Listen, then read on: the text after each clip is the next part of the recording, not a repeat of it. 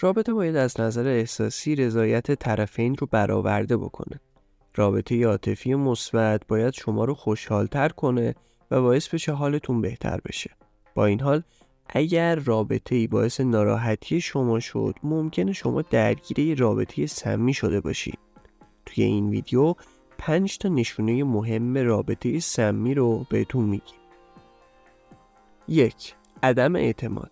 یکی از علائم هشدار دهنده رابطه سمی عدم اعتماده.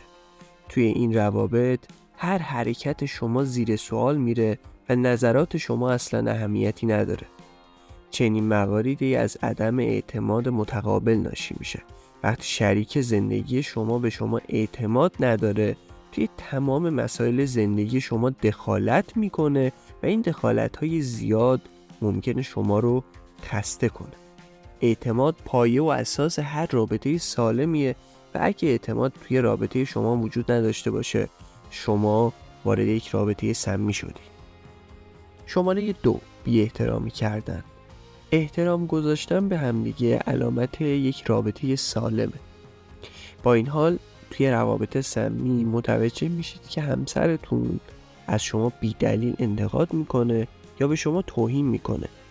روابط سمی باعث آسیب به روح و روان شما میشه و حتی ممکنه که احساس کنید برای تحقق بخشیدن به خواستهای خودتون باید تمام انرژی خودتون رو صرف کنید، ولی عملاً این تلاش ها بیفایده است. 3. عدم صداقت.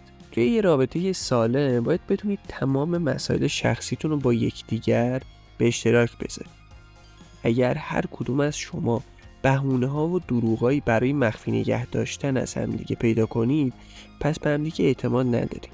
این وضعیت نشون دهنده رابطه سمیه. 4. غم و اندوه همیشگی.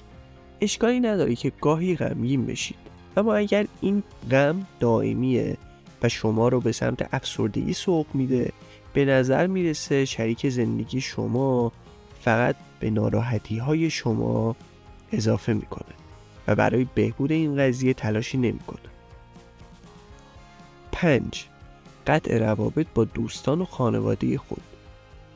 روابط سمی میتونن اونقدر طاقت فرسا باشن که شما مجبور بشید که دوستا و خانواده‌تون رو ترک بکنید و یا اونها رو نادیده بگیرید.